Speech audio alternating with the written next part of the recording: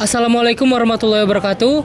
Berdirinya kami di sini karena ingin memenuhi tugas video HAM, yaitu wawancara terkait isu HAM di Indonesia. Perkenalkan, saya Rizky Maulana Nasution dan rekan-rekan saya. Saya Mahmud Sultan Dauli. Saya Angga Siregar. Saya Abdi Aris. Saya Bagas Abdillah. Oke, segitu saja perkenalan kami dan kami akan melanjutkan ke sesi wawancara kepada para narasumber. Sekian, terima kasih.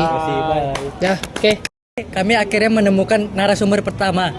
Bang, boleh perkenalkan terlebih dahulu? Nama saya Muhammad Rehan Pujaman. Saya mahasiswa Universitas Muhammadiyah Sumatera Utara, berjurusan hukum. Bang, boleh tahu kalau apa sih pandangan abang tentang HAM dan apa hak abang sebagai mahasiswa di Universitas di UMSU?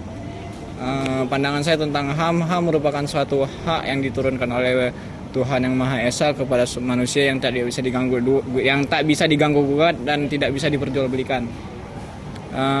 Pertanyaan kedua tadi, apa hak abang sebagai mahasiswa UMSU di sini? hak saya tentunya sebagai mahasiswa adalah untuk belajar, mendapatkan pendidikan dan mendapatkan fasilitas-fasilitas yang tersedia secara merata di UMSU. Itu aja. Apakah hak abang ini sudah efektif menurut abang? Menurut saya hak saya sudah terpenuhi, cuman saya ingin memberikan saran kepada universitas terkait sinyal HP ya. Ya. Gimana tuh sinyal HP? Kurang kita Pak, sinyal HP Pak. Bapak tahu sendiri Telkomsel nggak ada sinyal kan? Oke. Oke, giliran saya bertanya. Oke Bang, saya ingin bertanya nih. Gimana sih pandangan Abang tentang orang-orang yang dia tuh direnggut hak asasi manusianya? Apa yang bisa Abang lakukan kira-kira untuk mereka? Pertama, jika melihat orang-orang yang disakiti atau di hak asasinya itu dibatasi, apa namanya? Astagfirullah. Hak abang direnggut sama Orang orang yang lain nanya itu. ngeblur ya. Hak-hak yang direnggut itu pertama melaporkannya, kedua membela, ketiga adalah edukasi kepada korban, jangan nggak usah korban juga atau orang-orang lain terkait HAM dan apa sih hak-hak mereka dan sebagai pelajar, sebagai masyarakat. Itu saja. Oke, terima kasih. Sekian dari penjelasan dari narasumber kami. Oke, sampai. Assalamualaikum warahmatullahi wabarakatuh. Jadi berkumpulnya kami di sini ingin melanjutkan yang dimana tadi wawancara pertama kami sudah selesai. Di sini kami ingin melanjutkan wawancara kedua, yaitu bersama Abang Jadid dan Kak Ageng. Jadi di sini kami ingin menanyakan kepada Abang Jadid dan Kak Ageng, yaitu tentang bagaimana pandangan HAM yang ada di Indonesia ini. Jadi dari Abang dulu, bagaimana tanggapan dari Abang mengenai tentang pandangan HAM yang ada di Indonesia ini?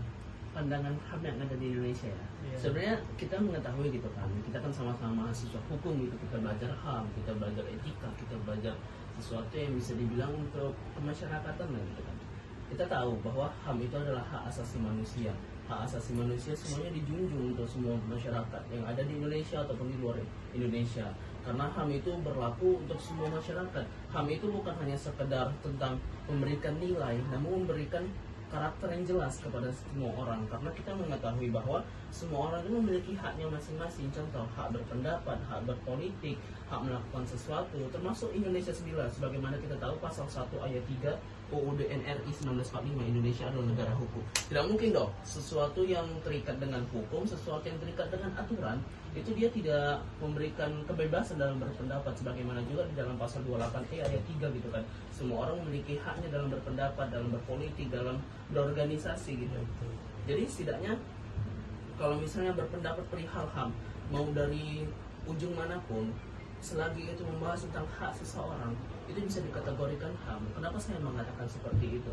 Karena kita tahu kan, hak untuk melakukan sesuatu itu ada, namun masih terikat dengan aturan.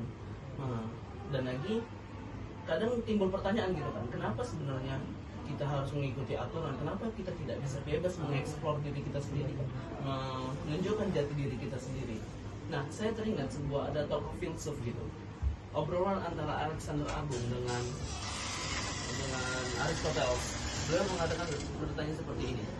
Alexander the Great bertanya, kenapa kita tidak menjadi orang yang benar-benar menunjukkan jati diri kita, menunjukkan bahwa karakter kita tuh seperti ini dan kita harus bebas dengan apa yang kita lakukan gitu kan. Dan kemudian kemudian Aristoteles tuh menjawab, ketika seseorang melakukan sesuai dengan keinginannya tanpa terikat aturan yang jelas, maka dia tidak ada bedanya dengan seekor binatang, ya kan? Karena soalnya binatang itu dia hanya melakukan dua hal, memenuhi hak dia dan mengisi perutnya. Sedangkan kita memenuhi hak kita dan mempertanggungjawabkan kewajiban kita, karena kan kita memiliki kewajibannya sendiri. Layaknya subjek hukum kan ada dua, antara hak dan kewajiban begitu. Dan lagi HAM lah, kita balik kepada topik HAM. HAM itu terikat dia dengan hukum gitu. HAM itu untuk apa dan hukum itu untuk apa? Kita ketahui bahwa hukum dalam bahasa para ilmuwan hukum, para tokoh-tokoh hukum, mereka menjelaskan lebih kurang hukum itu adalah keadilan itu sendiri gitu. Sehingga banyak makna termasuk karakteristik dari HAM itu termasuk untuk membentuk sebuah keadilan, sehingga dapat disimpulkan hukum itu emang selaras dengan HAM. Kenapa begitu? Hukum dibentuk untuk memenuhi karakter seseorang. HAM dijalankan itu untuk apa? Untuk memenuhi hak-hak seseorang gitu. Jadi sehingga antara HAM dan hukum itu seirama, dan antara HAM dan kebebasan itu juga seirama. Kenapa begitu? Karena di situ ada nilai pendapat di dalamnya. Ya, di sini lanjutan tadi. Dari tadi tuh yang dimana tentang pandangan HAM. Menurut abang, Bang Jadid kan tadi? Iya benar. Oh iya. Apa pelanggaran HAM yang ada di Indonesia saat ini, Bang? Kalau misalnya di Indonesia, HAM itu kan kalau dalam segi pelanggaran ada dua gitu kan. Ada pelanggaran HAM berat, ada pelanggaran HAM ringan. Kita ambil contoh deh yang besar gitu dari pelanggaran HAM ringan. HAM berat gitu. HAM berat itu bisa dikatakan ibarat bahasa mereka yang telah melakukan sesuatu yang kita sendiri mayoritas mengakui bahwa itu tidak layak gitu untuk dilakukan. Contoh kejadian Talang Sari 1 dan 2. Nah, itu contoh pertama. Contoh yang kedua, di era reformasi 98, kerucuhan 98. Meskipun kita tahu bahwa di Indonesia itu setiap orang memiliki haknya dalam berpendapat gitu kan. Namun kalau misalnya kita searching lebih dalam, termasuk membaca jurnal, itu banyak juga yang mengatakan kejadian era reformasi 98, kerusuhan 98 itu termasuk tragedi pelanggaran HAM berat. Contoh yang lain deh, kasus Semanggi. Nanti kalian bisa mencari sendiri kasus-kasus yang saya katakan. Dan Saya akan melanjutkan pertanyaan yang telah dipertanyakan oleh Pak Agas. Saya akan bertanya kepada Kak Ageng tentang apa yang harus diubah dari HAM atau hak di Indonesia. Menurut saya yang harus diubah dari HAM itu tentang kayak penegak hukumnya harus adil kepada kita sebagai rakyat biasa. Hukumnya juga harus tegas dan adil, karena banyaknya sekarang itu kasus pembunuhan atau kasus penghilangan orang secara tidak dilaksanakan dengan tugas atau kasusnya tidak diselesaikan dengan tuntas. Baru pasal-pasal karakter harus dihapus atau diperbaiki, seperti undang-undang UTE sering dipakai untuk mengejarkan orang yang hanya mengkritik pemerintah saja. Baru itu tentang pengadilan HAM yang harus aktif lagi, karena kebanyakan sekarang kan belum terlalu aktif tentang pengadilan HAM itu.